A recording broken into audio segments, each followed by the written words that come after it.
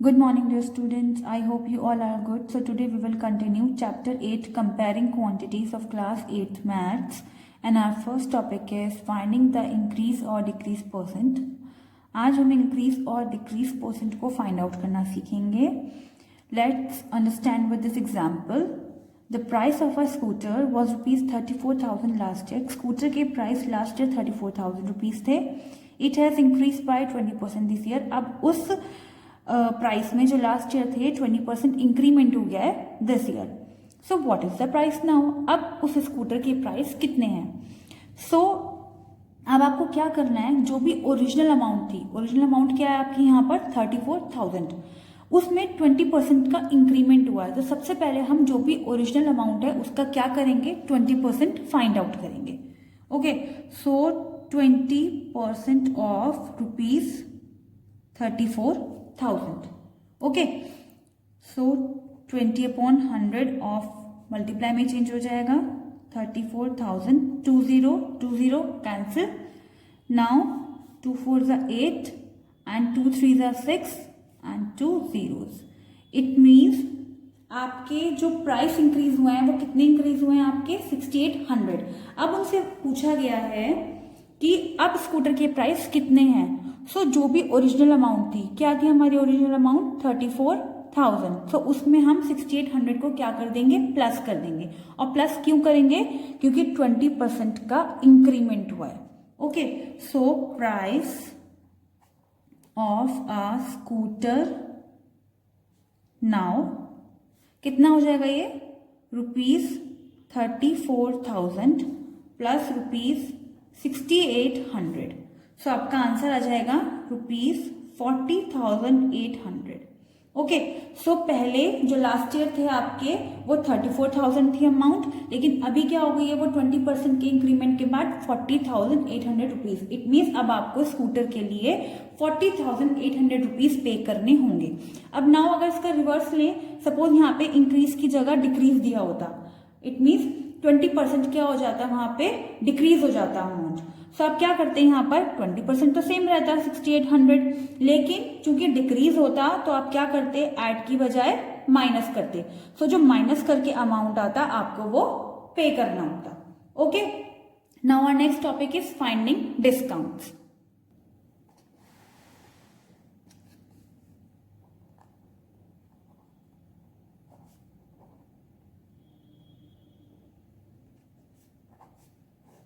देखिए डिस्काउंट क्या होता है.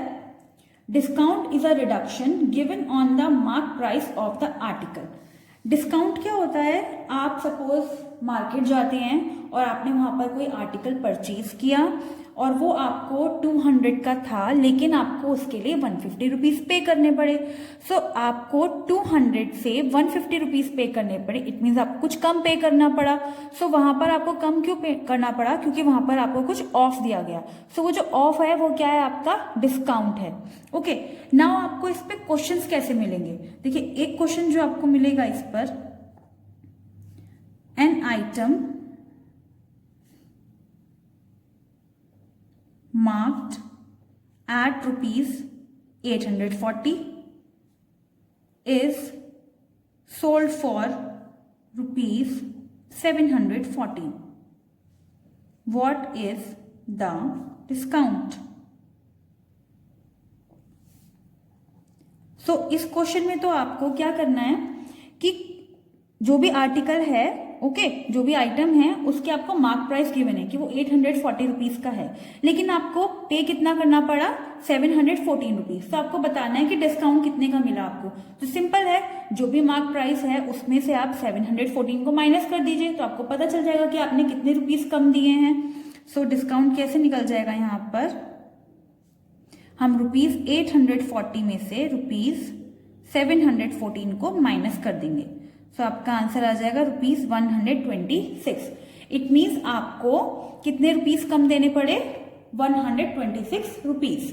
ओके, सो कुछ तो आपको इस टाइप के क्वेश्चन मिलेंगे, पर इस पर आपको समटाइम्स कुछ ऐसे भी क्वेश्चन आ जाते हैं कि आपको मार्क प्राइस गिवन होता है और आपको वहां पर ये गिवन होता है कि इस पर इतने % का डिस्काउंट दिया गया. सो आप बताइए कि आपको कितने रुपीज कम देने पड़े. ओके, सो उस एग्जाम्पल को भी देखते हैं. इस एग्जाम्पल के थ्रू समझते हैं। देखिए, the list price of a frock, list price का मतलब यहाँ पर मार्क्ड प्राइस से ही है।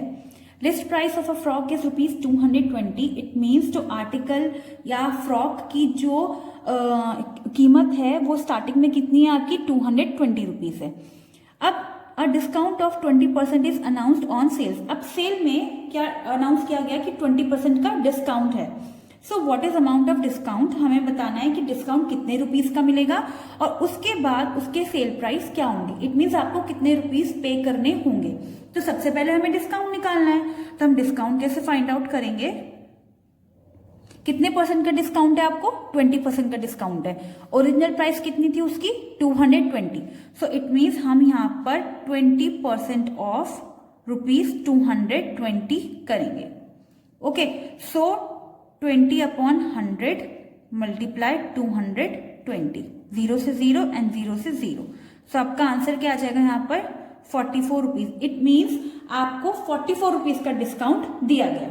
अब आपसे पूछा गया है कि सेल प्राइस क्या होंगे। सेल प्राइस मीन्स जितने रुपीस आप शॉपकीपर को पे करेंगे। सो सेल प्राइस क्या हो जाएंगे यहाँ पर, ओरिजिनल अमाउंट कितनी थी, ₹220। सो इसमें से अब आप क्या करेंगे, डिस्काउंट को माइनस कर देंगे, क्योंकि डिस्काउंट हमेशा माइनस होगा। सो आपका क्या आ जाएगा यहाँ पर, ₹176। सो इस क्वेश्चन में आपने क्या देखा कि आपको मार्क प्राइस गिवन थे और उस पर 20% का डिस्काउंट दिया गया था। तो आपसे पूछा गया था कि कितना अमाउंट का डिस्काउंट दिया गया है, तो हमने 220 का 20% निकाल लिया। इट मीन ₹44 का डिस्काउंट वहां पर है। और अब आपको कितने रुपीस पे करने होंगे, तो जो आपके लिस्ट प्राइस थे उसमें से हमने डिस्काउंट को माइनस कर दिया। सो आपको फ्रॉक के लिए कितने पैसे पे करने पड़ेंगे, ₹176। ओके, नाउ इसमें समटाइम्स आपको सेल्स टैक्स और वैट से रिलेटेड क्वेश्चंस भी मिल जाते हैं।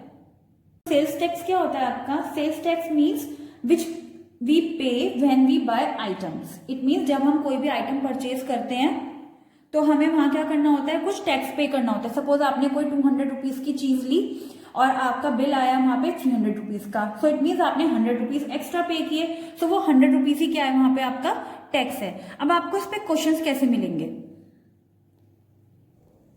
देखिए क्वेश्चन गिवन है, the cost of a pair of roller skates eight shop was ₹450। It means आप एक शॉप पे गए और वहां पे आपने रोलर स्केट्स देखे, तो उसका जो कॉस्ट है वो क्या है आपकी, ₹450 है। The sales tax charge was 5% और उस पर 5% का सेल्स टैक्स भी लिया गया आपसे। सो आपको बताना है कि आपकी बिल अमाउंट कितनी होगी। सो सबसे पहले हम क्या करेंगे, देखिए सेल्स टैक्स में या आपको कई बार वैट भी आ जाता है। VAT means value added tax, वो भी टैक्स ही होता है। तो कभी भी अगर टैक्स की बात होती है तो आप हमेशा उसको क्या करेंगे, ऐड ही करेंगे। ओके, सो सबसे पहले हम निकालेंगे यहाँ पे 5% ऑफ ₹450। ओके, सो 5/100 मल्टीप्लाई 450, 0 से 0 कैंसल, 5 2 और इसको करेंगे तो आपका 22.5 रुपीज आएगा।